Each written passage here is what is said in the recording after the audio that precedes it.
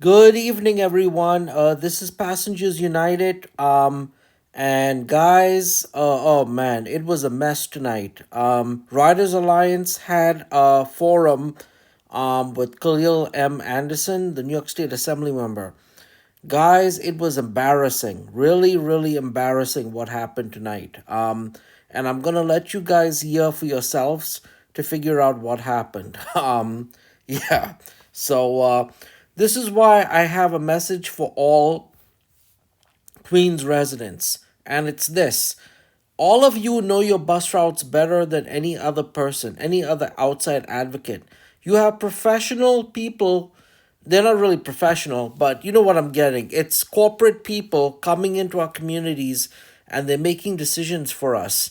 And this is why I'm telling everyone, we know how to organize in Queens. We know how to organize in Brooklyn. We know how to organize in the Bronx, Manhattan, and Staten Island. We have to do this, guys. We have to work together. And we cannot let outside organizations that are getting money from corporations to come into our community and overtalk, basically, run the show for us. It can't happen anymore, guys. And this is what happens when you see this video tonight. You're gonna see what happened. At one point, I was told that I could not video. I was told I had to shut my video off. So the only thing I have is sound for you on that part of the portion. But guys, this is Passengers United. Please check this out. And guys, you can comment in the section below about how you feel about this. I did speak. I was invited to speak by the assembly member staff. Um, and so I did speak. I did say what needed to be said. I didn't really want to say it, but it had to be said. Anyway, guys, this is Passengers United, and yep, stay tuned for the videos. Thank you for watching. Hopefully everyone here signed in already. Signed in for later to talk that. How are you? I definitely recognize it. I have two toddlers. Of my own at home, so I get it. Thank you for bringing babies. That happens. If I brought mine, I would not be able to get anything done. My name is Deanna Dennis. I'm one of the senior organizers at Riders Alliance. I'm going to go into who we are in a second, what we represent. This meeting is co-sponsored. There's a lot of other groups that are important to this space and making sure that this came together this meeting. And so I want to make sure that we introduce them as well. William's going to do that in a second, along with Assemblymember Anderson's whole team, which I think quite a few people are here. Anyone here besides William that's part of Assemblymember Anderson's team? They will be in the front. They will, okay. So I just want to make sure I shout that out as well, and that just all of you coming out are recognized in general. And so, again, thank you. Before we get into the intros and the agenda, we're going to do it really quickly. Do you want to go ahead and start? And I can come back to this. Okay. Thank you. Hello everyone. My name is William, the person you probably corresponded with. I am the office manager and transportation liaison with Assembly Member Khalil Anderson. I've been told right now the Assembly Member is on the Amtrak, so give or take, depending, mass transit, relatable topic to today's so he may or may not be able to arrive on time, but on his behalf, I do want to thank you all for coming in for this important discussion. Let's get to, I also want to give a shout out towards the rest of the Assembly members team. Ms. Olney Schultz, our Deputy Chief of Staff, who is in the back. I know you're going to chat, Deputy, but say hi. Hi, everyone. Also in attendance is Ms. Portia Summers and her two beautiful children.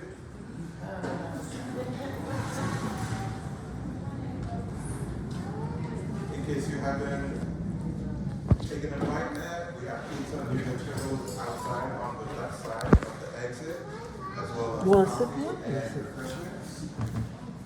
Without further ado, let's officially kick off today's. You know what? Why don't I sit in the back? Let him sit over here then.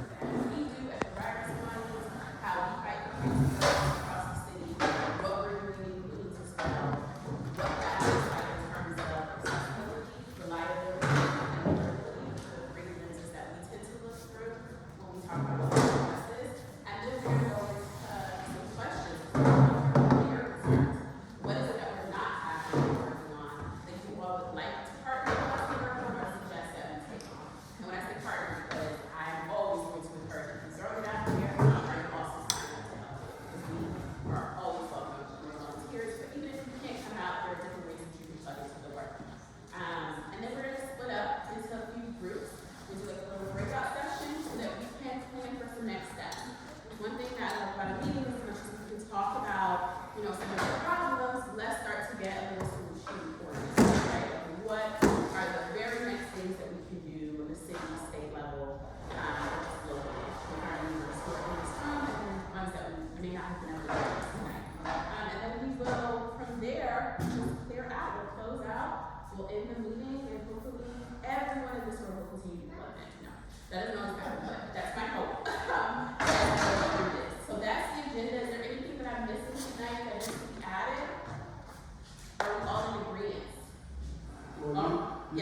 You didn't say if our assemblyman was gonna be here or not. Yes, so right as you're coming in, this is so William, who's from the Assembly Member's Office, mentioned that he's on Amtrak. I don't know if folks know what's happening this week on the state level and why he's on Amtrak, so let me just say exactly what's going on. We are in a holding pattern where we are waiting, but we are 2.5 weeks past the governor, Governor Hochul, and the Assembly, which, and the Senate, but they've done their part already. It's really Governor Hochul to pass our state budget. And so it's so much so that yesterday, the mayor announced his preliminary budget, which usually does not happen. So it triggers from like federal to state, and then the mayor taps in and says what we're gonna do in the city. And I guess he was kind of waving like the rest of us, and said, you know what, I'm just gonna announce mine. So that's where we are. We're anxiously waiting. We hope it will happen tomorrow, but the Assembly member, along with all the other Assembly members, have been tied up in Albany in our state capitol. They're all got to be exhausted. I totally appreciate the fact that he's even on Amtrak because I hope they're sleeping, but that's happening. And we'll talk in a minute about why that is important to us and not just transit, but like any issue that we may be dealing with in our personal lives, why we need to tap into our elected officials who represent us on those levels. So anything else that I need to add, take away from that agenda? Yes, sir. Is there a mention of accessory in any of this? So there is gonna be an overall mention of accessibility, but in the Q&A portion, if you have a concern about accessory, we can go there. So we're not there yet. So just from what I mentioned right now, seems like there are gonna be a lot of questions, so I'm not gonna ask that again. We're gonna jump in and in Q&A, make sure you make note of whatever it is that you're thinking we'll talk about, okay? So, just quickly, and I'm only gonna take 3 volunteers because there are a lot of us tonight, and hopefully when you break into your small groups, you can introduce yourself a little more. I know that folks are coming out from probably different areas. Anyone here who does not live in Southeast Queens? Or Queens? Alright, so I no longer live in Queens. Yes, where do you live? Brooklyn. Brooklyn, okay, what part of Brooklyn? Canarsie. Canarsie, okay, that's close, kind of. Canarsie, yeah, I live in East Orange, New Jersey now, which is on Red Lake also, but I grew up in Southeast Queens. I went to 40 for elementary school, ISA junior high, and I went to high school Woodside. And then after college, I moved to Brooklyn, where my dad is, and stayed there for a long time. But I'm one of those people who considers themselves priced out of New York. So I can no longer afford New York rent, so I now live in New Jersey, which is fine. Just snatching up there. Oh, you did? Okay. I'm just right there. I pretty much feel like walking around Jersey Transit. Yeah, it's a crazy commute. Let's not even get into New Jersey Transit. That's a whole other conversation. So moving into tonight, let me move quickly around just who else. So I asked the question of who's in the room because I want to just really quickly, I'll take 3 volunteers, raise your hand, however you feel to plug in. But I wanted to ask, what if you could change one thing, and it does not have to be about what we're going to talk about tonight. You're a magic wand. You can just wave your hand. We're not talking about budgets. We're not talking about what it's going to cost, people power, because all of those are challenges. Forget the challenges. You could do it. And it pertains to transit. It's the one thing that you can do. And I know we all have a long list. Oh, looks like Monet already has her hand up. Yes. Free public transit. Free public transit. Well, you're not. Folks in the room, okay? Looks like a lot of supporters for that. So free public transit out the way. We got that already. What else? Yes, ma'am.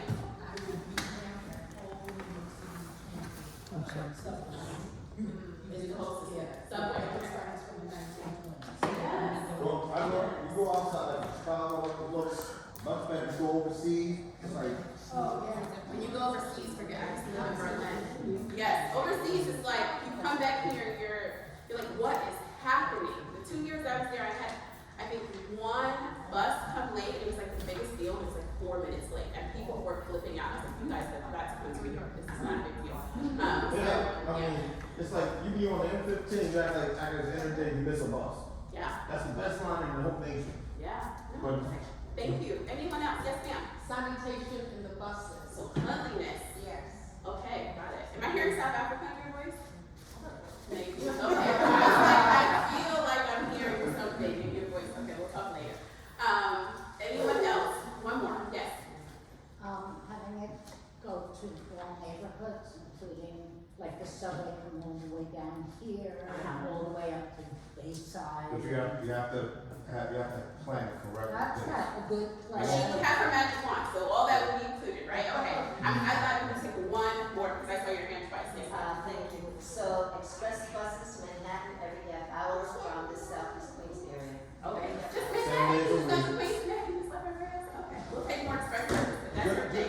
I'm Yes, sorry. okay, yes, and that's it. I have to respect my elders, yes, sir.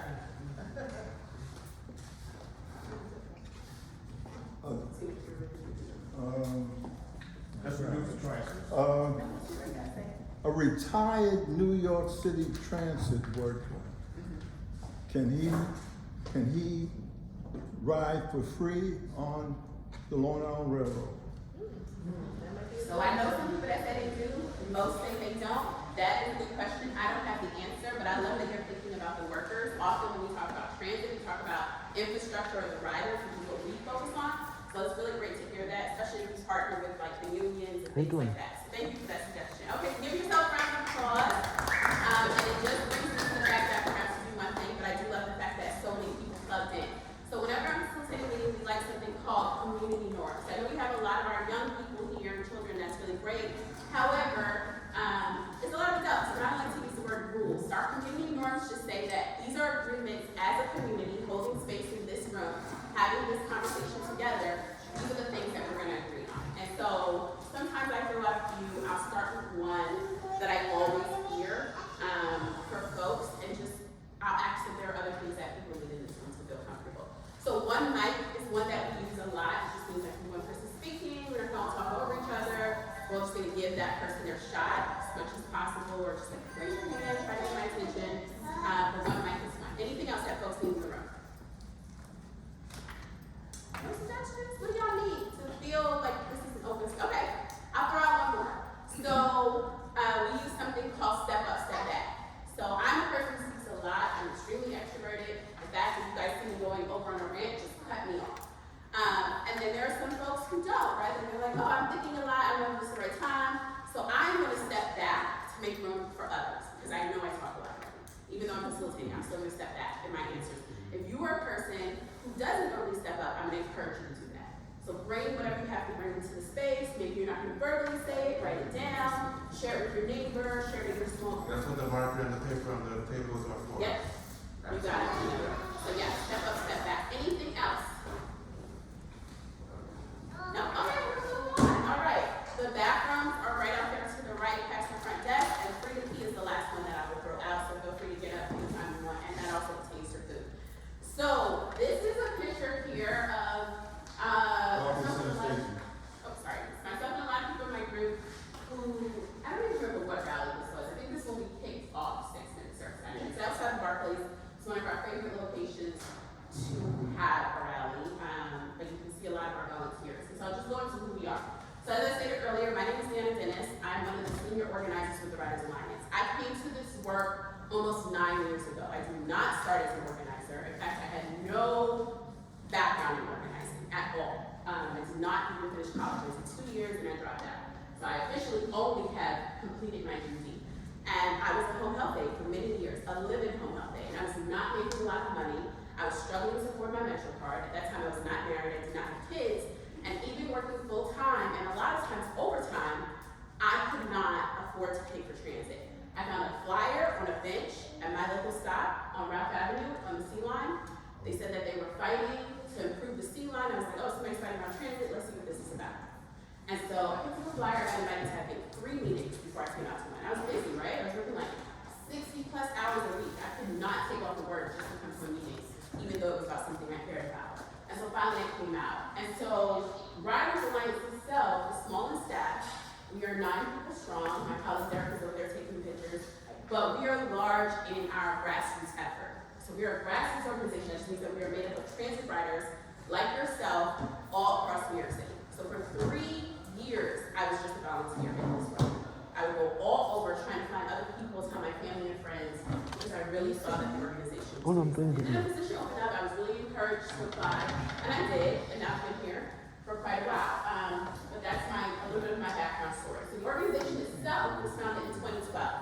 Our founder, John Raskin, used to work actually in the New York State Senate. And he was getting a lot of calls working under a particular senator around transit. He's like, nobody's really organizing on this. I mean, people are organizing on transit, but not from the rider perspective, right? And so he founded us. He had one other employee under him, which I like to think of as my organizing mentor, Rebecca, who kind of brought me into the fold. And then from there, we grew. We started very local. We started on the G train. Then we moved to the C. And then what we realized was all across the city, on every line, in every neighborhood that we went to, there were the same complaints. It was pretty much the same thing. My bus is slow, my train is late, I don't have enough elevators, I can't afford to pay for my MetroCard. I mean, there are other little things in there, but these were the main things. We realized we had to grow, we had to scale. How are we gonna tap every borough? How are we gonna still stay local with our focus? And so we started to branch out a little bit. And so again, we represent transit riders, and when I say transit, just to be clear, public transit riders, so subway and bus riders from all across the city. And so there are some pockets where we team up with other transit folks who work on Long Island Railroad, Metro North, Power Transit, and so on and so forth. But those are not our main avenues, we are subway and bus. And so these are the complaints that I was talking about. I can read these all out loud, but these are the things that we are hearing. Many of these are still true today, unfortunately, and these are just the facts about what's happening in New York City on public transit. It is unfortunate, but we literally have the slowest buses in the country. When you compare it, especially to other major cities, and as we were talking about, when you go out of the country, it's just deplorable. You start to about other transit systems. So those are the facts that fuel our work. Queens. So let's talk about what we've been doing in Queens. Because we work all across the boroughs. As this meeting is happening tonight, a lot of our staff are having a meeting that is very Bronx focused at the same time. We will be talking about Brooklyn a lot next week. We will be going into Staten Island next month. We are trying to go all over as much as possible and as much as our volunteers allow and plug into the work. And so on Queens, you guys can see a picture here of Assemblymember Anderson, who very graciously accepted the call to take a bus ride with us. This is a very important thing for us. Our bus ride-alongs are the ways that we plug into our work. So we already talked about the volunteer aspect, right? That's the rider. What do we do? What do we want the rider to do? So we love to take the voices and concerns, complaints, whatever people want, questions, whatever comments, and what do we do with that energy? We have meetings like this one, and then we focus on where we're going to go with that. And the decision makers really are the people that we have to talk to. They're like the gatekeeper to us getting change. So your voice matters. Every single person, down to the babies in this room, has a voice that matters. And your concerns are valid too, because they're your lived experience, even if they're not your neighbor's experience. So we like to take that and then plug that into either a policy ask, right? There's two ways that we ask for change. It's either an official policy, which can be like a bill or a law that is passed. So that's what they've been doing in Albany, or a budget. A lot of times in transit, it's a budget. A lot of times in everything, it's a budget. It's always coming down to money. Somebody's saying we don't have enough money, somebody's saying we need more money. Usually we're the people that say we need more money, but we'll take whatever we can get. It does not have to be money. If it's a policy change, we'll take it too, as long as it is a tangible, positive change for the riders. Because at the end of the day, what do we want? We want better service, and they have to figure out how to get it. So your elected officials, like the one that's hosting the meeting tonight, it is really important to talk to them. And quite frankly, that is across all your issues. Whether it's transit, immigration, education, housing, your medication, your whatever is happening in your house, call your councilman, call your assembly member, call your senators. Because they are going to pass a budget or a bill every single year that is going to affect your household one way or another on that point. So you need to talk to them, you need to tell them what you're dealing with. And so again, Assemblymember Anderson's office and team accepted that call in addition to hosting this meeting tonight. He rode the bus with us. It was a pretty long ride, it was in the rain, it was cold. We took, what did we take, Carl? We took like 3 different buses. Sorry to shout you out. Okay, what did we take? Well, actually, this is a perfect segue. So I'm William with the Office of Assemblymember Khalil M. Anderson, and this bus ride along was held in January of this year. The purpose of it was to encourage the budget to increase quicker 6-minute wait times for the bus.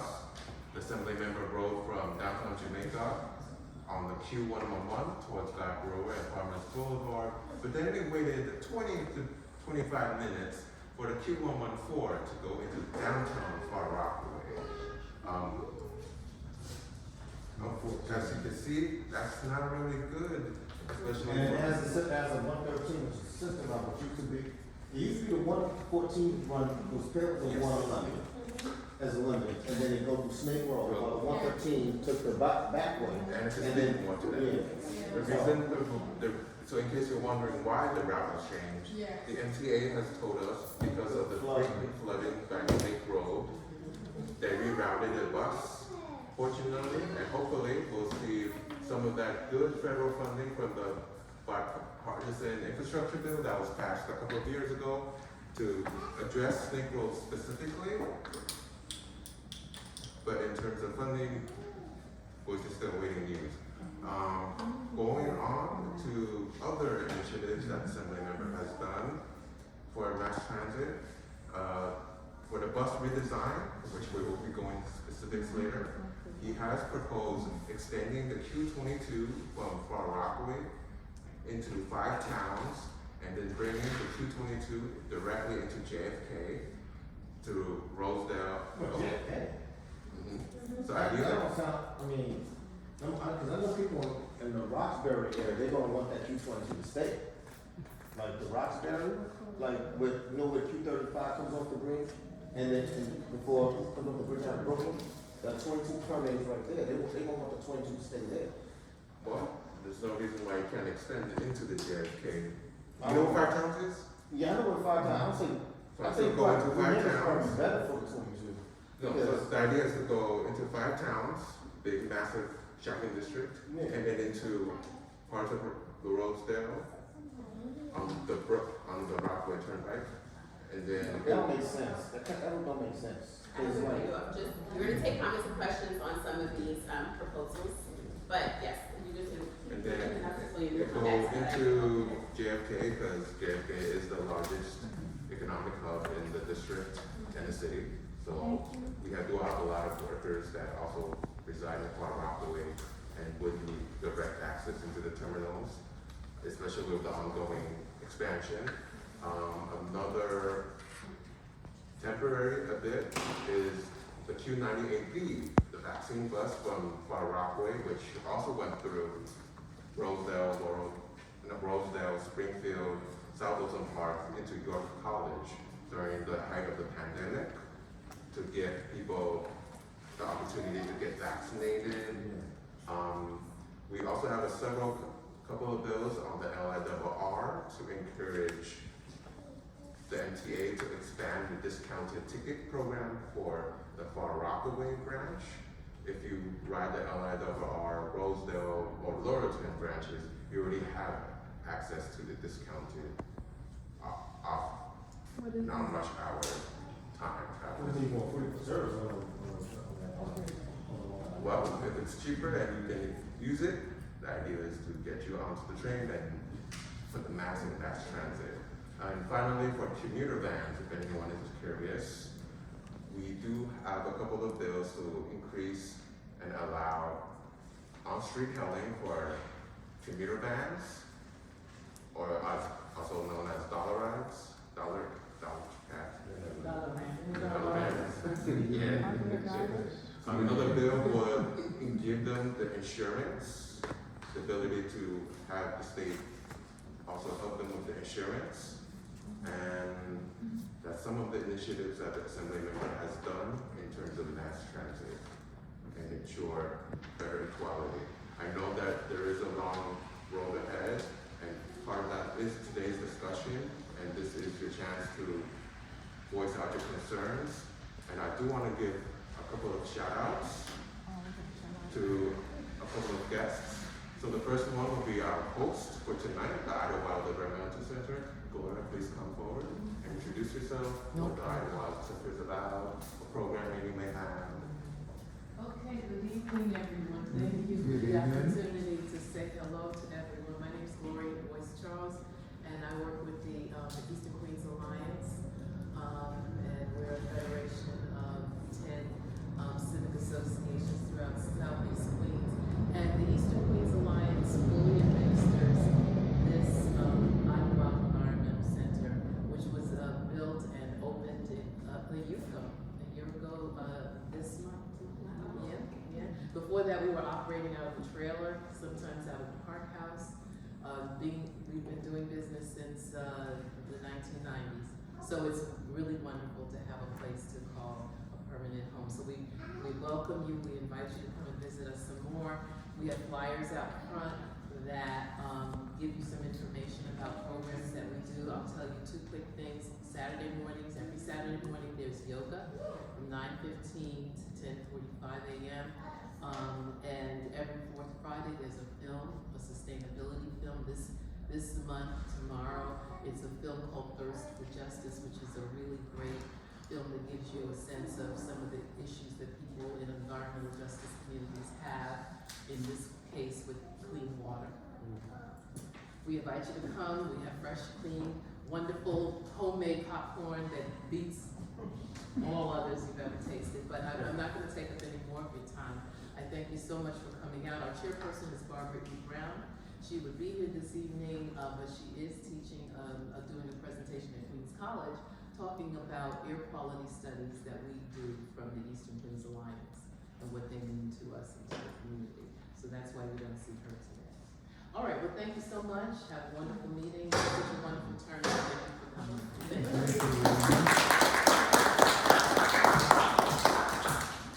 Another shout out I would like to give is Director Annabelle Frias from the LIRR.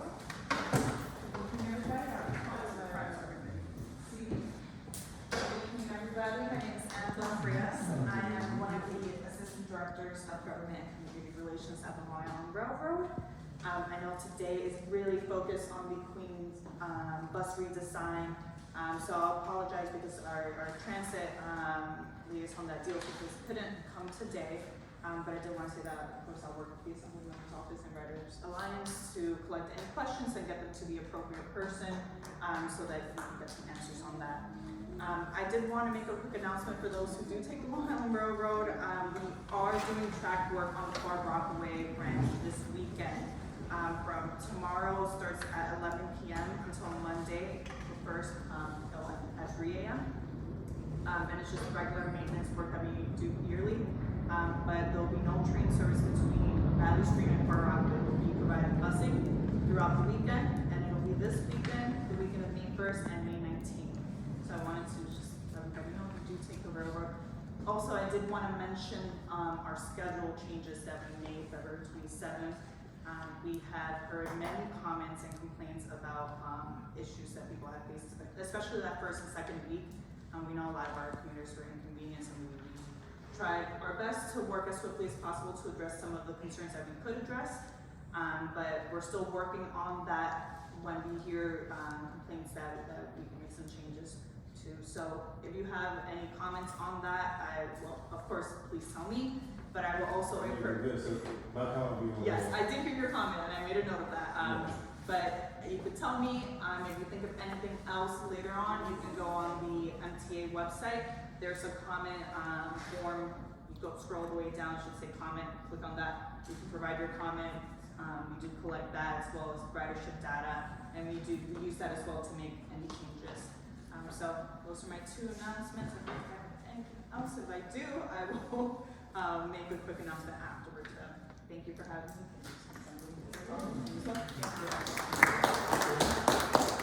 Another group I would like to introduce is Queens with Me, Marion and Nick. You just come up and introduce what Queens with Me is. Okay, sorry. Absolutely.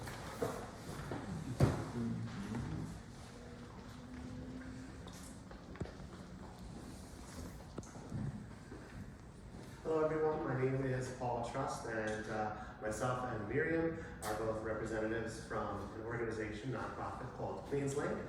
We are an advocacy group that is trying to reactivate the Rockaway Beach branch. It was a 3.5-mile stretch that goes, that we'd like to connect from Queens Boulevard as an M-train extension running down to the Rockaways to provide a quicker commute to unite Queens, to provide transit equity, and upward momentum for people in Central Queens where I live and South Queens. And just a way to find ways to get around quicker and easier, and you know, the sky's the limit of what could happen if we can connect the borough through better mass transit. And so that's what, you know, we have flyers if you're interested in finding out more and signing our petition. We're very happy to have the support. We're trying to get the mayor and the governor to fund an EIS, an environmental impact statement. We're happy to have the support of Riders Alliance, as well as Khalil and many of the representatives in South Queens. And so that's what we're working on right now. Thank you so much. The person I would like to introduce is Faye Hill, our district leader. say something? Good evening, I'm the district leader for 7th District 31B. Hello there, Carl and everybody. And, you know, we have a lot of complaints about the transit facilities right here in Southeast Queens. And I have one peeve on this. The Q77 bus that comes all the way to South Conway. Actually terminated by my old junior high school, 231. Right. 145th Road. Right, and it's supposed to, my proposal or my complaint is that you can come all the way down to 147 and make a connection with the Q111, Q130, Q114. That's over there. That's Right, and the thing about it also, the people coming from Rosedale and Far Rockaway have to go all the way down to Jamaica to connect to the Q77. So that's one of my complaints about the transit over here. And you know, I try to get all my complaints and I put it to my assembly person, my council people. I put 5 to their tail. And this is what I'm here for. Thank you. Thank you.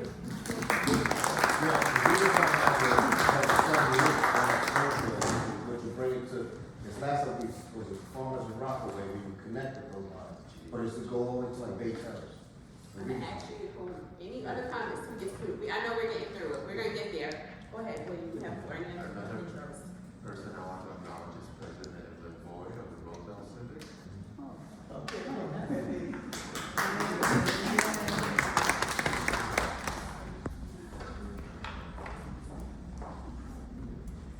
Well, good evening, everyone. My name is actually Evidelia Boyd, or everyone calls me Evie for short.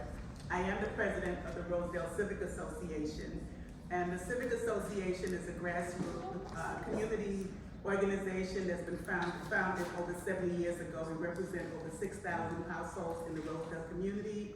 I invite anyone from Rosedale to attend our meetings. It's held the last Tuesday of each month at 7 p.m. at the Village Fellowship Seventh-day Adventist Church on Francis Lewis Boulevard. Also, if you're not from Rosedale, I invite you to Rosedale. Come out and enjoy our park, Brookville Park. It's a lovely green space, acres of greenland. We have tennis courts, we have a football field, baseball field, soccer field. We have exotic animals in our ponds and man-made lakes. It's lovely picnic areas. Do come out and enjoy it. One more thing, our annual Memorial Day Parade will be held this year on May 28th, I believe. 29th, thank you, Faith, district leader. So come out and enjoy. Our parade is to honor and celebrate our heroes who made the ultimate sacrifice for our safety here in the United States. Thank you very much. Thank you. We also want to acknowledge Vice President of the Youth Theater Band, New Road.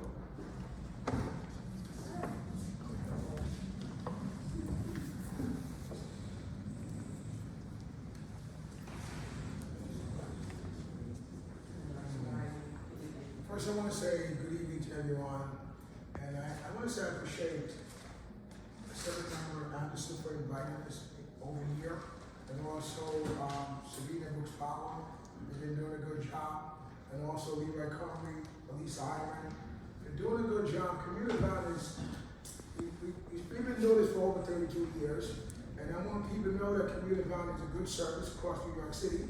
I'm not here to speak for the road, but we can speak for the good ones. As you look, my time growing up in Rosedale, Rochdale, you have Community Values, a lifeline transportation. When MTA fall asleep around the wheel, we have to understand that Community Values is a good service. When we started, it was like 14 passenger vans. Now we have buses that we're trying to roll along Rosedale, Rochdale, Rockaway, Brooklyn, the Bronx, Staten Island. So I want everyone to know that it's a good service, and we're looking forward to working with the people in Rosedale, Rochdale, South Jamaica, across Brooklyn, all over New York City. But we're having a problem now, and I want everyone to understand that because we're a minority in this black and brown community, we're having a problem with insurance right now. And our main problem, when we say insurance, insurance is our biggest factor now. And we cannot run vans on the street without no insurance. Because if you look around us, there's no community values in Queens right now, and there's none in Brooklyn or the Bronx, because our biggest problem is affordable insurance. Department of Financial Services pushes out. When we used to pay like $10,000 a year 2 years ago, now in Queens it's $47,000 a year, and it's $57,000 in Brooklyn. And we have people that's bad actors in the DFS is pushing back on us, but they don't understand. The same community that we live in, we all know the community, because when the single moms or working family get home at night and to cook that dinner, those kids will fall asleep. Sometimes we fell asleep around the wheel by burning up the food. Sometime in the morning, you gotta understand, some of these parents, they gotta get up early to make that breakfast. They can't because the kids are tired. So they gotta make that early morning breakfast from 7 to 8 at the school. Sometimes they don't have that time to catch the bus and do what they gotta do. So we gotta understand the same issue that we're going through now. I have to say to Mr. Anderson, I appreciate the work that he's doing with Leroy Cumby, but we're trying to introduce a bill now for captive insurance. The same problem that we have here in local New York City, they're having the same problem upstate New York right now, this moment. They introduced the bill themselves. But when we went there to introduce the bill, everybody looking at us like this. It take us, right now we have over 15 members on the bill, and I want to say thanks to Ms. Monette back there.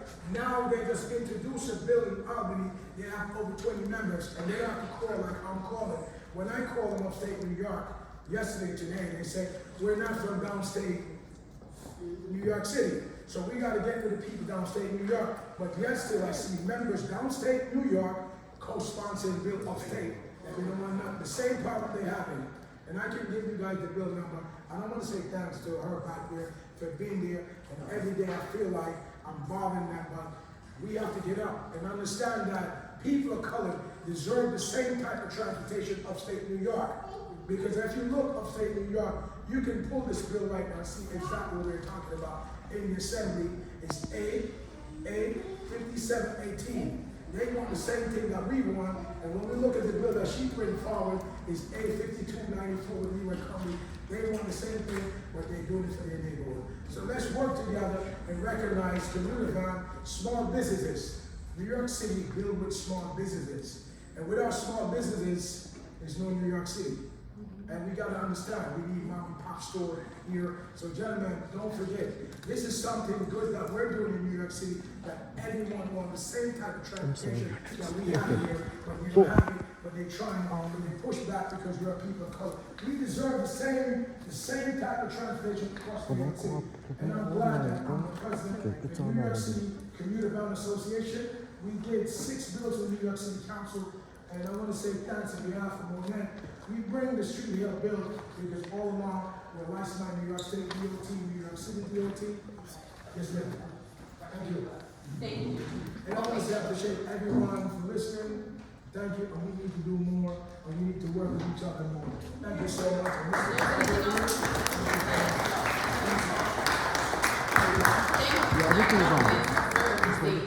Especially around the stuff that we're talking. Is there another? Sorry, William. I need to wrap it. I also want to say there are folks who are recording, even on the staff, which is fine, but when we get to the Q&A portion again, for this to stay a safe space and a public space because of the things we talk about, I will ask you only take still pictures, no type of recording devices. We need to be free to speak about the things that we want to speak about, and in order to do that, we need to make sure that's not being shared elsewhere in the space here. So that's important to the space as well. Sorry, William, go ahead. Looks like it's Charles from Passengers United. Okay. Good evening, everyone. My name is Charlton D'Souza. You all know me. I live in Southeast Queens. I've been an organizer for 20 years in Community Board 13, which this is. And I'm so honored to be here tonight to speak to all of you. I know that our concerns in Southeast Queens as a transit desert has been going on forever. And it seems like nobody's listening to us at the MTA. I can tell you with my leadership, every month I go to the board and committee meetings. I've been doing that for the last 6 years. We communicate with the MTA management, we speak with the MTA management, the board members, we communicate with them. When the Atlantic ticket was being voted on, the pilot program, we were there, we spoke up for it. Now we're trying to get that Atlantic ticket program advanced into Grand Central and Penn Station because so many of our people cannot afford to take the Long Island Railroad. And overnight, if you ride the E or you ride the J or the F, good luck. You know how bad it is with the EDPs, the violence. You see people, urinating, defecating. It's a horrible, horrible experience. So, we have spoken to the MP. We've reached out to our elected officials and everyone because I just feel like it's so important. Why should we have to spend 55 to 60 minutes to take a bus to go all the way to a subway that's going at 5 miles per hour overnight? And I'm sure there's some city workers in this room, right? Many of you are city workers, work during the day, so it can't only be about the 9 to 5. We need to look at what's happening with overnight shifts, the night hawks, and all of that. Weekends too. Yeah, I got you. He's in charge, yeah. So what's important is, I will tell you this. I just want to put a disclaimer out there. I know that Passengers United, all of our members have been involved and engaged with the community. We are all volunteers. I just want to stress that. We're not affiliated with Riders Alliance. We're not affiliated with them. We actually do things, as a different organization. And that's all I'm going to say, guys. When there's something happening, I'm always on the news. I'm there. We go to crime scenes. We go to derailments. We go to everything that's happening under the sun. And that's the type of leadership Southeast Queens needs. That's why I tell people, if you want South Queens to be better, join Passengers United. And our website is www.passengersunited.org. And you'll see all the accomplishments we have there. Because talk is cheap. Accomplishments is the big thing. Getting things done. And we were up in Albany. I spent about 9 hours there talking to the elected officials. Again, we all work our regular jobs, no money, and we've done a better job than some of the organizations out there with millions and millions. And I want to say one thing to you about the Queens Bus redesign. Be very, very afraid. Because there are organizations that are getting funded by Uber and Lyft, and they're invading our communities, and they're making suggestions about the Queens Bus redesign that is going to hurt our community. If we don't take charge, and you guys don't join Passengers United and fight up and speak up and make a difference, and if our electeds, are going and outsourcing other outside organizations and not bringing the inside ones in, we're going to be in trouble. That's all I'm going to say to you guys. Look me up. Check the website, Passengers United on YouTube. You'll see everything, okay? Yep.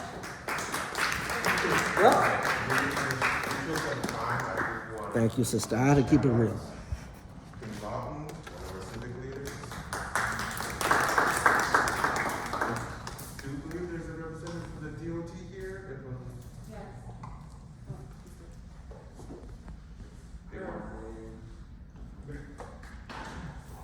Good evening, everyone. Can I stay here? No.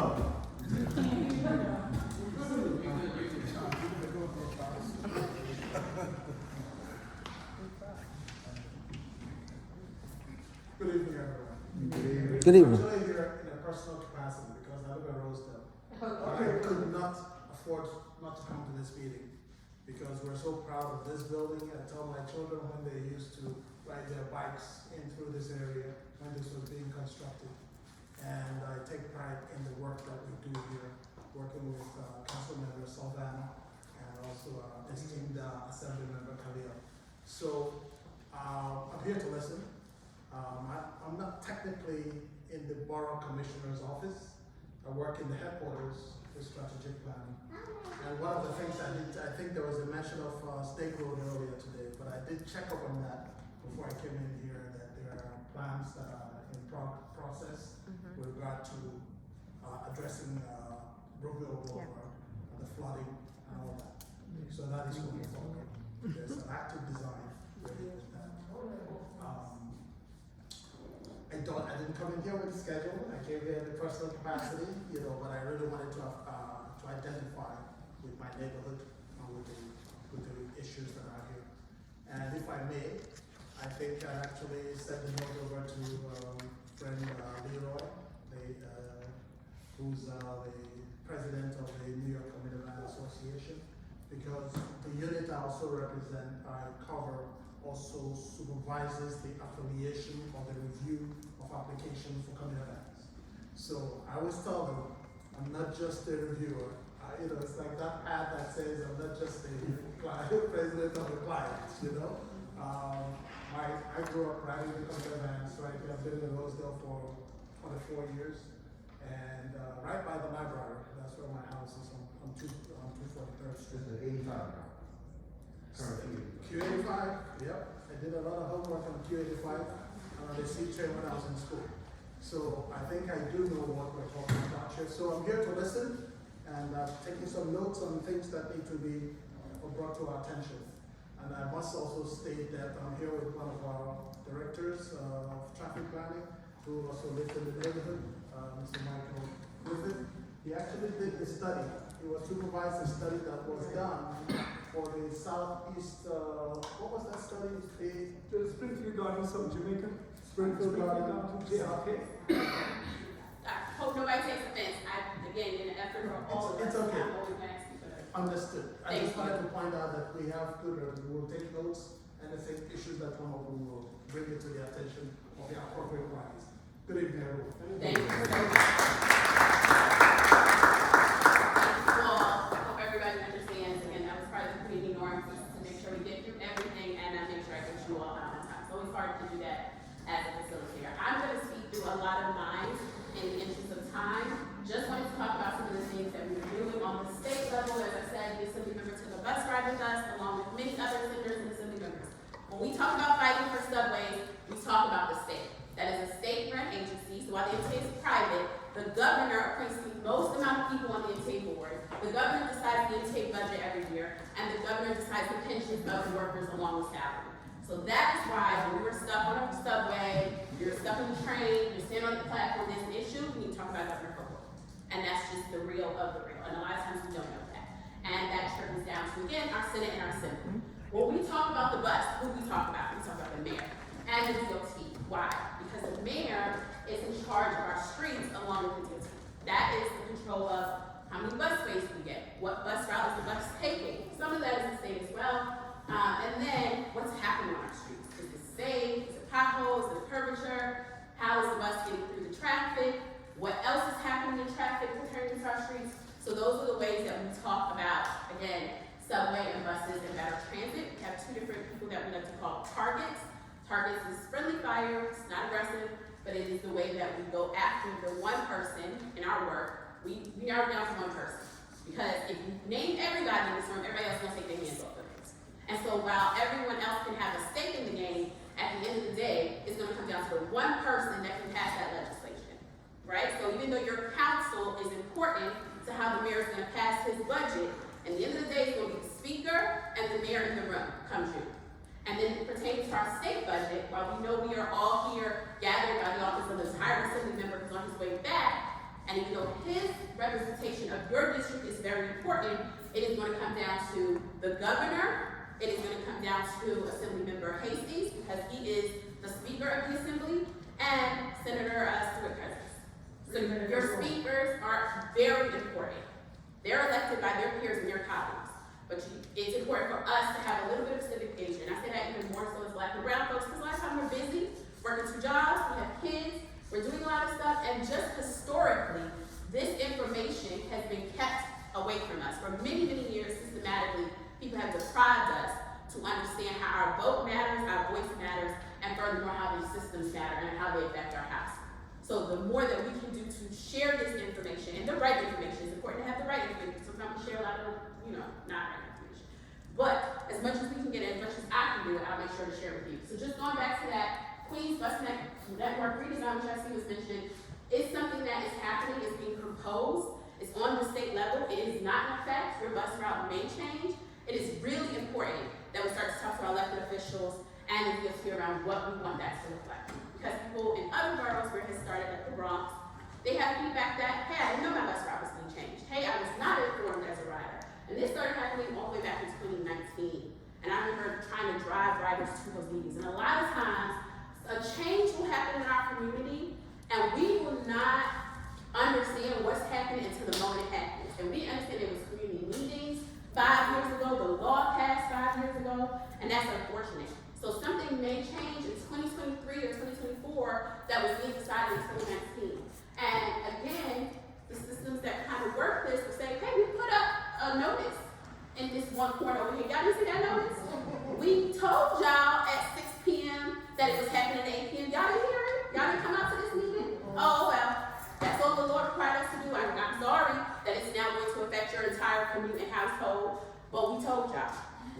the more we can plug into people who are doing this work is important. And then quickly, just because again, we'll come back to this conversation actually in a minute, but I also heard that it was stated wins reports. Let's just to validate some of the things that we talked about, things that we have won.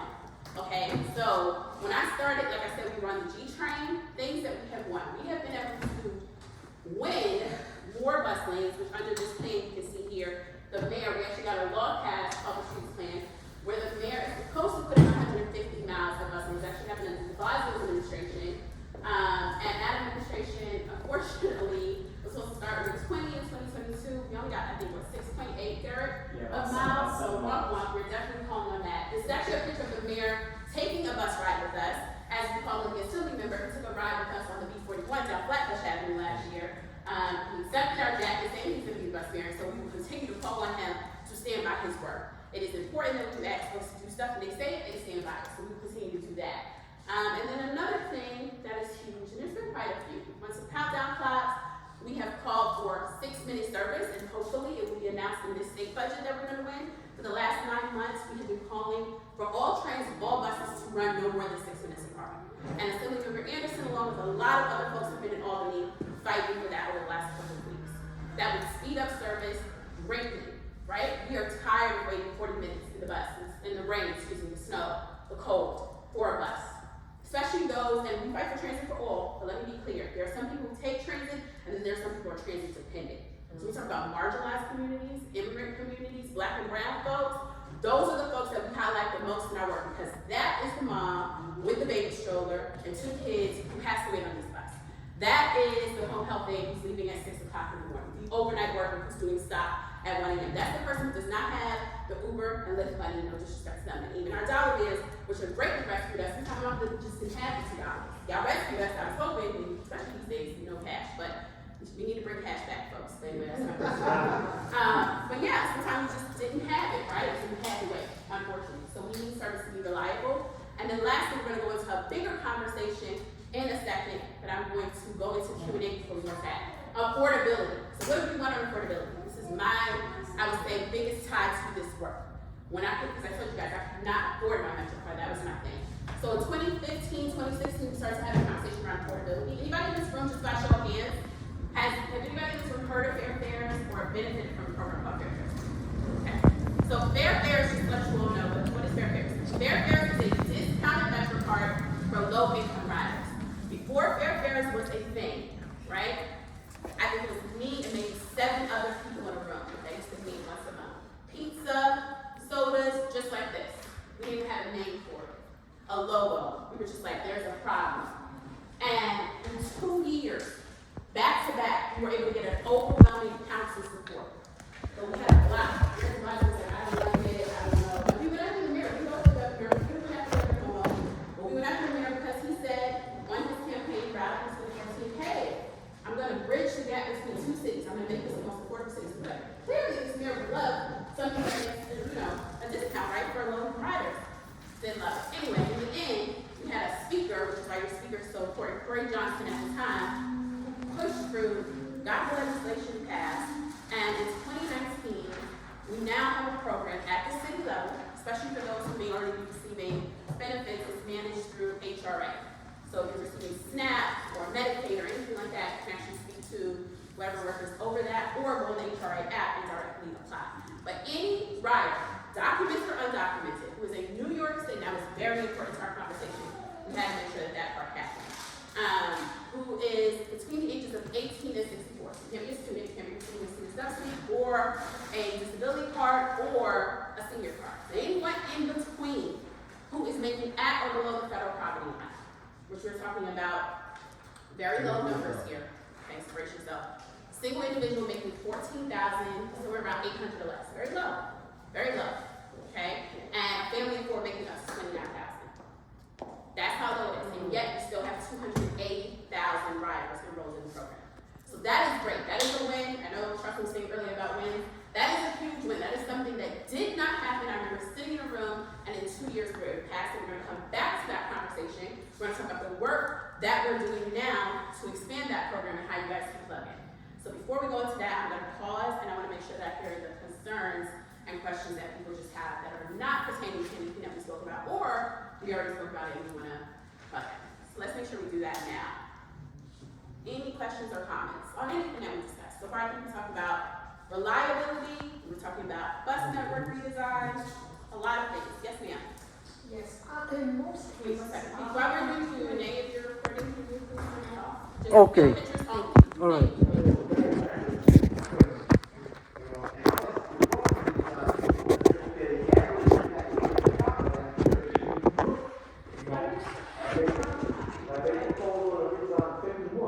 Yeah. But you're gonna go to Denver Mall and go connect with the D5 to the cover. Now I said, okay, you're gonna have to make one supervisor, because people also going straight connection. So just to answer that, so every single borough, just to be clear, is happening. The Bronx is the only one that has already happened in the city of Clementon, and we're getting, we have meetings in the Bronx all the time, I just had one 2 weeks ago. We have tons of feedback, again, around people not working. So I want to make sure to take concern, don't we go outside of like your bus route. If you have another concern that is not necessarily your bus route or connecting bus, if you already, talked about the way to plug in, and we're going to right now, let's go to those. I think I heard some concerns around accessibility. So if you do have any additional concerns, I would suggest you take out one of Assembly members' transportation Yes, surveys. yes. There is a specific paragraph for any concerns you might have, and write it down. The transportation survey itself, in addition to other ideas. Yeah. So that's important. Plug into your assembly member, because remember, he represents you in Albany when these conversations are happening, and then plug into that MTA one, because they are the ones, also. Yeah, I'm just curious as to what actually happens to the money that transit does get. Great question. That it's never enough. It's never enough to do what they need to do, and they always want to go up on the fair. So what happens to the money that they do get? The simplest way to put that is like New York City has the largest, most robust 24-hour transit system in the entire country, and we're talking about an agency that it's budgeted like $17 billion or so every single year to generate. On top of that, I think a lot of times the way people think about transit, they think about it like many other businesses, because you're paying for the service, right? So you would think like you're generating revenue. Why are we always asking for tax money, and why are they increasing the fares? But transit isn't really a business like that. It's a public service, and when you think about it like that, it always operates at a loss. You know, if you think about if the MTA were actually generating a profit, all that profit would essentially be money that's not going back into making the service better. You know, so I think the fare goes up oftentimes because the state isn't funding transit as it should, and it's expecting it to operate more like a business, expecting it to generate its own operating revenue from fares, and when the state's not able to fill that budget gap, then MTA's gonna have to go into our pockets to stop layoffs, stop service cuts. And that shouldn't be the way it is, but that's typically how it goes, and that's where the money's going. It's going to running service and paying MTA workers. I also want to add that the MTA doesn't have its own dedicated funding stream. So you may think the fare box, why isn't that enough? The MTA is though really one of the largest urban transportation systems in North America that doesn't have its own specific budget line on the budget.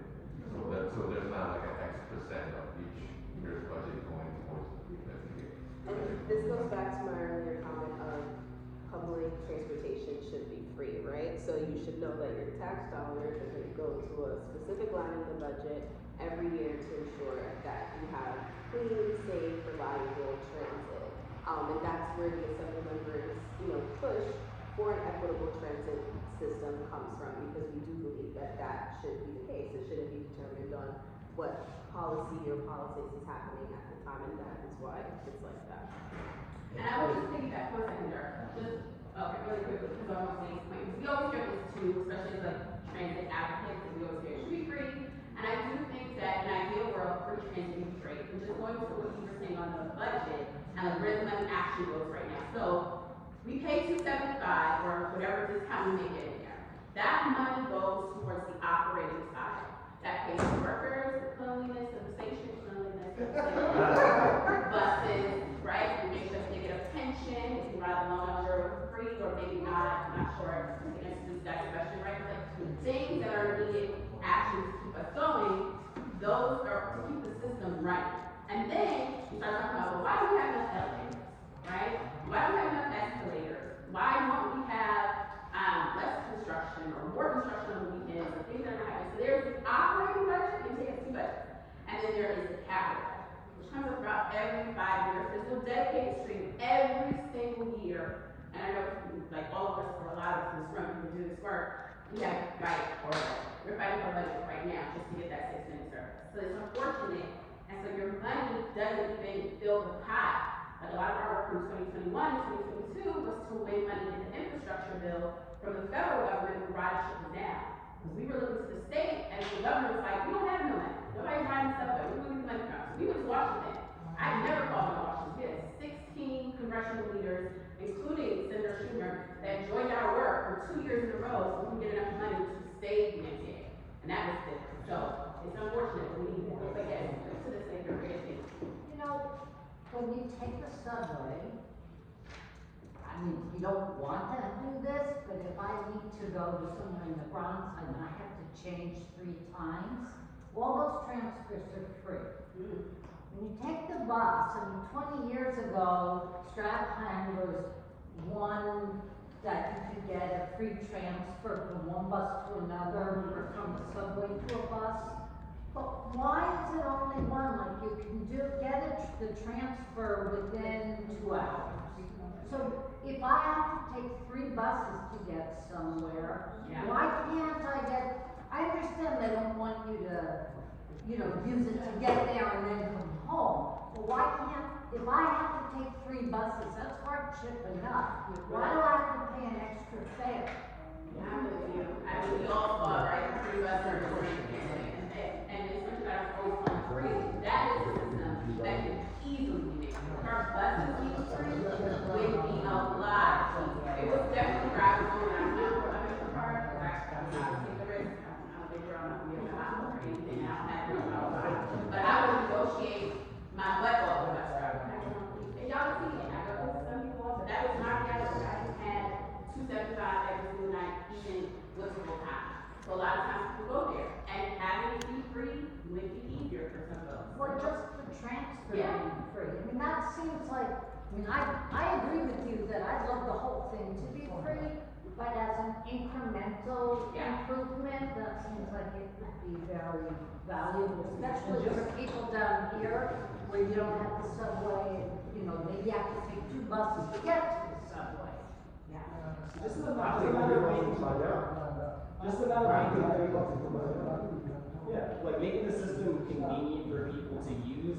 Like a part of that is making transferring as convenient and simple as possible, right? Like we have a beautiful grid system in this city, and the magic thing about that is that you have like frequent buses, right? I should be able to get from right here to somewhere else. I should transfer 1 or 2 times to be able to get pretty much anywhere in this city. But a part of that is not only making sure that like if I do have to transfer, I'm not risking a 10, 20, 30-minute wait, just playing that game, but also like having the ability to make those transfers and not have that be hitting my pocket every single time. It's like if the system's designed where not everyone can't get on the bus and just go from where they are right now to the front door of their destination, then obviously transferring is going to be necessary for folks, and that's happening more than once, more than twice. And like we shouldn't be punishing people for using the system the way it was designed. So I really agree with that. So I think that's important to keep the budget. Yeah, no, I agree. I'm going to come to the second here. I'm going to take, okay, I have another hand. We're going to do 10 more minutes of questions. I'm going to give you. I want to make sure we utilize the folks that are in the room, right? So like, you're talking about buses, we have representation here from our community and we have representation here from DOT. So if you want to talk about how transit is affected with the streets and things like that, curbside, when buses pull over, let's talk about that. If you have a concern around like your dollar bans or things that you want to see on that service, as you've already talked about how much they have like rescued us through bad transit. Let's make sure that those folks who are representing these various groups are also hearing it, because this will be the time to let us. So yes, ma'am, I'm familiar. Have been taken the bus, utilize transit too much in terms of the E-train, those train lines that we had strike, okay? So this outreach today, are you doing something for our citizens since there's a feedback and a public form for our? I'm just gonna put one more question, Yeah, no, go ahead.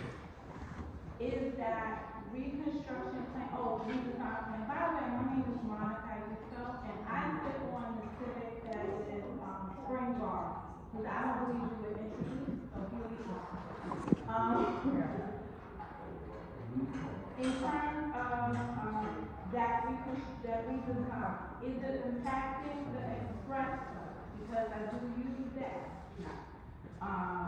Having not been told that there is a redesign out there that we should look to do homework research before we get here, so that this is not just informational, but it's also a time for us to engage, because see, this is unfortunate. Having not seen the plan, I don't know who it impacts, right? So this is a wasted discussion if there's not another one that's gonna take place. Okay. That I need to go to then make my point. Yeah. Or have someone come back to our civic to explain further. And what is the deadline, since the Bronx already missed theirs, please don't want to miss ours, so when is it? Okay, so I'm gonna go to your question. So, in terms of the conversation tonight, hopefully it's informative, because we've already been able to share the fact that the redesign is happening. In terms of funding, just to be clear, Riders Alliance itself is a nonprofit. We don't work for MTA, we represent riders. We don't work for infrastructure or anything like that. Our concern is to make sure that riders of public transit understand how policy and budget is affecting them and how they can create change. So in terms of the Far Rockaway conversation, I will say that your assembly member who's sponsoring this meeting tonight has already asked us to come out to multiple neighborhoods in his district to have these conversations, and we're talking about how that can plug into our work. Even if we can't, there are other groups here in the room who may be able to sponsor a Far Rockaway conversation around transit. So certainly that's happening, and we're thankful for that. Anytime we partner with elected officials, because again, while they're important, they are going to be the ones who run when these budgets are being passed. In terms of the redesign, that is happening, and the way that we have no control over it, we wish we could, the meetings have happened. So when the meetings were happening in 2019, my job is to bring as many people as possible to those meetings and hearings, which I literally tried as much as possible to pack those rooms.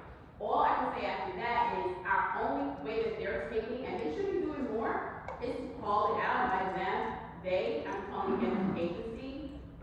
Tag your governor, use your social media, come to our meetings, but literally they follow those kind of things. And then put that on blast as you answer these surveys. Put it in the assembly member survey tonight so that he can bring that to me. Hey, I'm hearing in my district, and he gets me, this is what I'm hearing. I got 50 surveys filled out, 100 surveys, however many you collect, you need to share it and tell a friend and tell a friend. This is how many surveys I have from District 31 that says that folks don't know about this. What are y'all doing about it? Because at the end of the day, when we're talking about more money, as this lady said at Lowe's agency, he's able to stop and say, oh, you're going to get more money. What are y'all doing to let people know about this going on? So that's the connection again of how it comes back to your household and how decision makers can affect something that it feels good, it's not. Something that big. And then second of all, you need to use your own voice to kind of plug in to that survey. Directly to them and tell them, as Michael said, hey, we don't know that this is even, I just found out about this tonight. I heard it was going on since 2019. What's going on?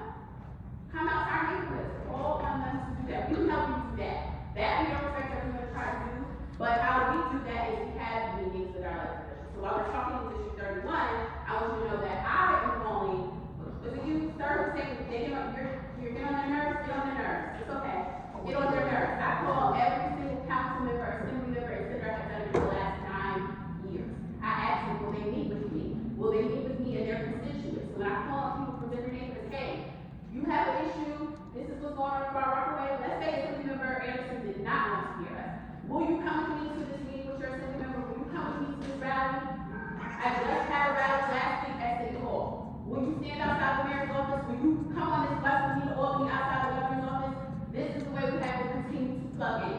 And if you had to go to Washington, unfortunately we did not, we would have went there too. Because you have to let them know, you put bags out there, but again, not just transit. I don't care what it is. We don't have enough people in our house, what are you doing? We're struggling to pay our rent, what are you doing? I don't have the books or the availability of education for my children, what are you doing? What's going on in my immigration case, what are you doing? Call these folks, because they're the gatekeepers. Yes, ma'am. Yes, I just want to say, last year, they had the public hearings for the bus redesign. another group that I'm part of, some of our members did go and testify. The negative that I see with the bus redesign is the elimination of bus stops. It doesn't take into consideration our seniors, people with disabilities, our students. Exactly. Preach on, sister. Yes. And the thing is, they're not just eliminating one stop, two stops. Sometimes there's 7, 8 stops. That's right. That's the red line. Yes. And I'm talking about, because I also run buses with my other organization. And we run the Q5. And the Q85. Yes, the Q85. The five. Right. No, and the thing is, yeah, okay, I'll make it short. The thing is that, you're talking about, when it's becoming weather. Yes. If there's ice and snow in it, and folks have to walk 6 or 7 blocks to the next stop. Because they're gonna eliminate this in the realm of, speeding up the bus routes or something, which makes no sense. It absolutely does not create any kind of savings, whether it's on time or whatever it is the plan is. Because right now, there are stops that are gonna be eliminated in front of senior centers, That's right. in front of the island, senior homes on Merritt. There's a huge senior residence on Merritt Boulevard, which is housing for seniors. That stop and the next 5 stops will be eliminated. Isn't that about, That's the point. That's the exact point I'm getting at. So That's why we did testify at the hearing, they did listen, and I think because there was so much feedback against this, rollout, they went back to the drawing board, and they said they would take into consideration our recommendations, so we are waiting to hear, and it is online, all the buses with all the eliminations, it is online. So I mean, this is your bus network, right? Like there's One no. more thing, I see the package you're talking about, I think it was either eliminating or combining the 85, which is my bus and Roseville. So I'm gonna speak up for Roseville, we don't wanna lose the 85, any capacity at all. It's very fair, because I have this gentleman and this gentleman, okay, Yeah, quick. So that's why it's important that people like look at the plan and like just form their opinions on it. Because like the worst thing is when people just like receive something and feel like they're being subscribed to. They're just like, hey, here's your new bus network, like have a great day, right? But it's your bus network, and there's no real wrong answer. The question is like, what do you want from your bus network? And I think a lot of times what MTA doesn't do right, and they have like really something come meeting from last year, right? They can't meet people where they're at. They're like meeting people at meetings where it's like you can have on Tuesday, you know, awesome. But if not, then you know They're getting money from you, so things like bus elimination again. The question is, how far would you be willing to walk for a faster bus? And like, there's no wrong answer. If the answer to that question is, I don't care if the bus stops every block and I'm able to walk outside and have a bus stop right there, that's one answer. But there are some people that may say, I'll walk 2, 3 blocks if it means my bus isn't going to be stopping every 10 seconds. And the point is, we all need to kind of just like weigh, like in balance in our head, like what do we want out of the bus network? Here's how we can like kind of get those things. There's also the context of like no one would have unless they actually live where they're trying to get. Like when you're looking at the top down, you're not going to see the context like this is what I'm doing. We just did not go there and say, we don't want to eliminate stops, we actually propose solutions. Because we don't want as many stops eliminated. Exactly, there's something that really important, and that's yeah. I'm just gonna say, everyone, this is good. This is a good topic. We had one person in the room who said cut it. We had some, don't see how I just had meetings. But it doesn't mean that there's a wrong answer. She had a very valid reason why she didn't cut. You had good reasons why some of those don't. Everyone in this room, and maybe not tonight, but take the time as you are Queens residents or Brooklyn or whatever. If you take the bus, you know someone takes the bus. Look at the plan and weigh in. Because we all have a difference of opinion, they're going to take all that into consideration, and yes, while some people may not be able to do a walk, may not be a possibility, surely want to keep stops for them, others are trying to get home to their families. We talk about transit deserts like the one we're in now, Roseville, Rochester, and those communities. We don't want to be on the bus for an hour, 20 minutes after the junction. That's just long. I'm going to go in this order. Sir, and I'm going to come right to you. Okay, yes. I have a quick suggestion because I have a question. Sure. Walking is healthy for you.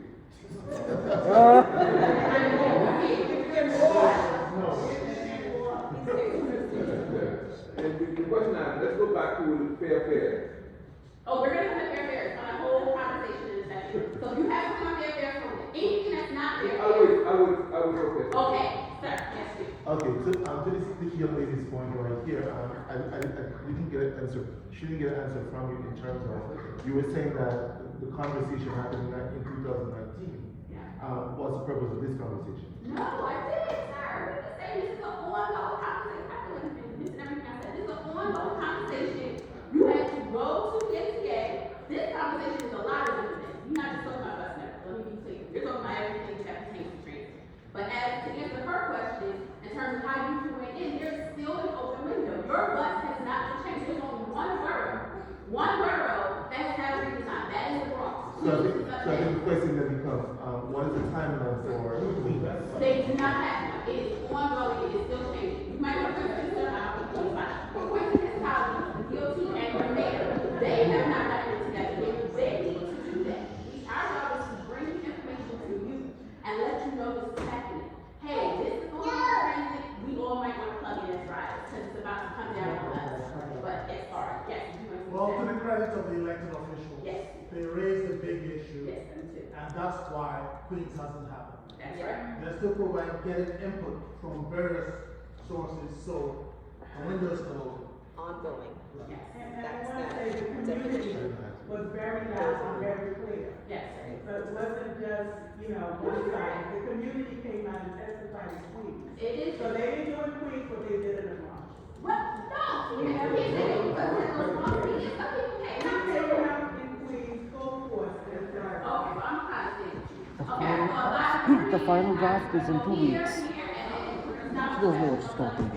so here, Charlton, and then okay. Yeah, so 2 weeks.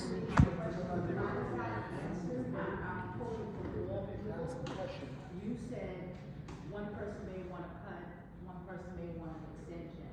I forgot your name, but the new president for Rosedale. I'm Kim Watt, the president of Spring Jam, and I'm also the vice chair of the Gateway Bid in this area. And we attended that meeting as well. And my question was exactly what you were saying. I think NTA and DOT should have been here, or even though I understand that Riders Alliance is here to assist and let us know, how you support and what you've done. Because at the end of the day, the community made a lot of proposals, and what was so chaotic is that the meeting had people from, say, the area of Creedmoor. Then it had people from Southeast Queens. So Creedmoor wanted it extended. Our area was getting cut. The whole point is they're cutting certain areas to make accommodations for other areas. That's right. Yeah. So my question was pretty much, when is there gonna be a follow-up? They had the public meetings. Yeah. They made the proposals, which to me were already a done deal. It was really considered a public hearing, but in essence, it was already like, you're being voluntold. But my question to the assemblyman is, when are we gonna have the follow-up as far as our challenges, and as far as Spring Guard and shouting them out? Sometimes I get a little frustrated when you don't get a big group, or a lot of people in my community, they expect me and a few people to come and torch.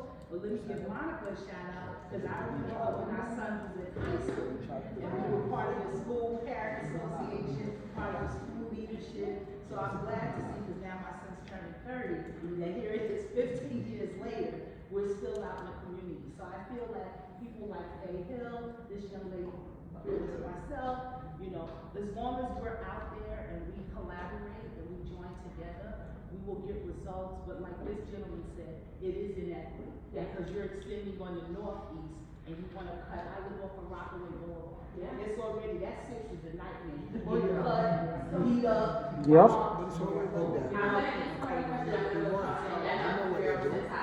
So that's my point. Okay. That's how I call them union. I call them union. I call them office club. Yeah, so we are in communication with them. Of course, they were invited to be here today. As you all know, the bus redesign is an ongoing proposal that they're working through, so that's why they declined for this meeting. It just hasn't worked out with their schedules. As soon as we have confirmation with them, we will do another transit forum with the MTA regarding the bus redesign. So it's just a matter of timing and having their process play out while we continue to educate the community, activate the community because this, we have to keep going, right? As long as it's open, we have to keep our voices heard and we have to continuously take the feedback and give it back to the MTA. That's why, again, really important to fill out those transit surveys because we will compile that information and send it over to the MTA as well. Yeah, and one thing I will say, which is amazing, that one thing that we do is, and they don't always come to our meeting, we don't, and I said for us, we're looking at, we want to invite MTA or groups to come to our meeting, usually it's a big public forum. Our meetings are where we strategize and figure out the riders, what we can do next. But we do go clear with us. We're often invited and we bring as many riders as we can, whether it's virtual or in person. We go to MTA headquarters. We always want you all to come and plug in on whatever topic that we're talking about. A lot of them came out to our rally last week, and that's really great. So, okay, there was 2 more hands, and then we're going to go into the fair. So the Queens bus redesign will probably be out in 2 or 3 weeks, the final report. So that's why I'm telling everyone now, be ready. Be ready, guys. And what I would suggest to all of you is when you make comments, not only go to the meeting, but put those comments in writing and put it on the website. One of the problems we had at Passengers United was I had to go up to the Bronx after the Bronx bus redesign, and they cut bus stops in front of schools, a senior center, and the projects. 9 blocks the seniors had to walk in a dangerous neighborhood. I went up there, we fought to get the bus stop reinstated. We went to Co-op City, we helped them with their situation. I'm sick and tired of cleaning up people's messes and other organizations' messes that come in. All I'm gonna say to you guys, we in Queens need to band together and we need to stop outsourcing to other organizations and join Passengers United because it's Queens run and run by members. You're gonna do the next plug? Okay. All right, thank you. Needs to be said, man. I'm sick and tired of cleaning up everyone's There messes. are a lot of stops, you know, you have to wait 20 minutes, and there's no shelter, and a lot of, sometimes where there is a shelter, there's no bench. Even sometimes at the end of a line, you know, a terminus, so it's a major stop, and it just doesn't seem like such a big deal that they can't put more benches and shelters down. You know, not everybody's always gonna be able to sit, but at least the old folks or the person with the squirmy kid on their lap should be able to sit. Thank you. I'm sorry I missed part of that, but I know it was on bus network redesign. I'm not gonna take any more comments on bus network redesign. I am gonna create one space for, because I know, sir, you were talking about accessoride. Are there anything about bike lanes and transportation alternative methods that we want to plug in a question or did not discuss, and we're gonna move on to affordability. So if there is a lane or a question or anything that anyone wants to talk about, that this is the moment on that. Yes, ma'am. I'm just curious about who inputted information about the bicycle lanes in Fort Rockaway. Yeah, who came up with the design? The DOT, the same one. So your mayor and your DOT are responsible for your street. If your bus is on the street, your bike is on the street, your car is on the street, or any moving vehicle on the street, you gotta talk to them. Yes, sir. So I think the whole concept of competition, I'm here talking to Leroy, and how are we going to actually push to actually get that dollars in the street when if we're talking about cutting bus stops for MTA, for the big buses, the dollar events actually can stop just about anything. So that's actually a good point. That's one point. The second point is city bike. Is there any conversation to bring city bike here to Southeast Queens or here in the Queens area? So I'm gonna let them, because again, we don't work on subway buses. I mean, I can talk to you offline from organizer to organizer on some ideas of how you can get that going, but I mean, we don't officially work on anything that's not subway buses. I'm gonna let them take the answer first.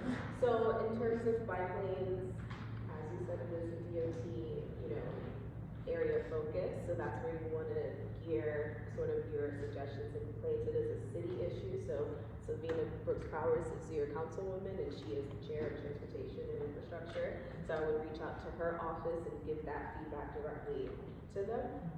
There are complicated feelings around bike lanes, right? So some people are saying, hey, when is City Bike coming to Southeast Queens, right? Others are saying we don't need bike lanes when we need X, Y, and Z instead in our community. So the nuance in this is community, and we have to continue that conversation. But for bike lanes specifically, we want to direct that to our city councilwoman. And you had a second room. Did you work for $1 and stuff? Yeah, that's not what. Go ahead, sorry. The dollar concept is like, if the buses are going to be cut, if bus stops are going to be cut, why aren't we, as a community, actually pushing to actually have a yes, I know that's something. Yet, why aren't we as a community actually pushing to actually have a dollar? Because yes, some of them are, why are we not pushing to have that the dollars on the street? More commuter vans on the street. You have to start organizing that as a dollar. Hold on, 1 second. Just to be specific, because you said we're our week. This is the week. Everybody in this room came to this meeting because they care about transit in one way or another. And we can have lunch. I can certainly tell you everything that I've had to do to find riders to that care about the issue. But again, you have to start organizing. You have to find those people who are your customers. Whether it's flyers that you're getting. Every time they go your land, hand them a flyer. Give them a phone tag. It's true. We did all of that all these years. We passed that stage a long time ago. What I want everyone to know in the audience, if you go to New Jersey, you have the same commuter van. So what MTA is supposed to start do is try to work with the commuter van. And the next thing about accessorides, I run accessoride service too. One problem with accessorides, the first set of accessoride, the blue and white buses that came out, MTA need to still hire the new companies now that cut the waiting time, the substitute companies that what we're running now. We give you less time, better service, the new substitute accessoride, that's what's going on now. So your original accessoride take you 2 hours. The new one now only take you 15 minutes, 10 minutes to pick up. So tell MTA to continue use the substitute accessoride services. It's more better now. That's what's going on now. A lot of people never know that. Well, I'm gonna let you know. Call MTA, use accessoride substitute. Not the blue and white one. It take you 2 hours. And I'm $100 on too. In regards to accessorize, I deal with a lot of elderly. Yes. And we have called accessorize for them. And these are people that cannot walk as fast as they can. And they have been left on numerous occasions. Okay. I'm answering that question for you. I'm answering that question. Let me answer that question for you now. Miss. Yes. Right, ma'am. Right. Yeah, I just wanted to see whether you're coming in with No, what I'm going to tell you. This is something that recently happened, and we have to stay on the phone, and especially because at night, it takes forever to get someone on the phone, one. Two, to actually, even the driver that actually called, they just turn off their phones, especially when they leave an elder. This is something that needs to be rectified. Okay. I'm educating everyone in the room for the past year, 6 months. You have over 15 to 20 companies now that just start partnering with MTA and accessorize, what you guys don't know about. For the past 6 months or a year, there's new substitute companies now that banging the job fast now than the blue and white one. So if you find out, you'll find out. If you have a card and you're running a service, everyone here knows about a service, share. What I will say to your question is, even in those new services, they still have to be contracted with the insurance company. Correct. You need insurance too. Unless people are paying out of pocket, and I would say to look at some of the services, because you're right, some of them are getting there faster. My mom takes a service like that, they may come a little faster. I was a former home health aide for 10 years. I had clients, I had certainly done that 3-hour wait, 48 hours a day, just to make your appointment is unacceptable.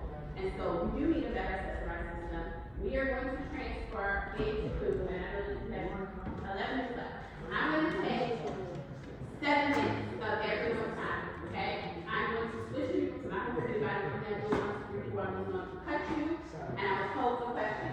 Sir, if you do not leave, if you want to have lunch, or anybody in this committee, because I do believe in what you guys do, we're going to organize here. I've had all of this, but I can tell you many how you've been organizing transit. Transit is my lane. If you look at your transit is lane as well, if you're looking to find transit riders, you and I should talk about that. I don't want you to feel like you're dating on your question. I'm going to cut the room here. Then I'm gonna go to you, all the way here, and as we folks group up, I'm gonna put everyone here together. This table together, and then if folks here in the back want to come to the, she's like, she's good, she's good with kids. So if you want to come up to this table here, that would be great. I'm gonna put the question out, this is what's happening. So let's go to Bear Bear really quickly. It was really good, it actually turned into a bus conversation. Should have had Jonas here, sorry, my colleague, Julie Grayson runs the bus network organizer, runs with the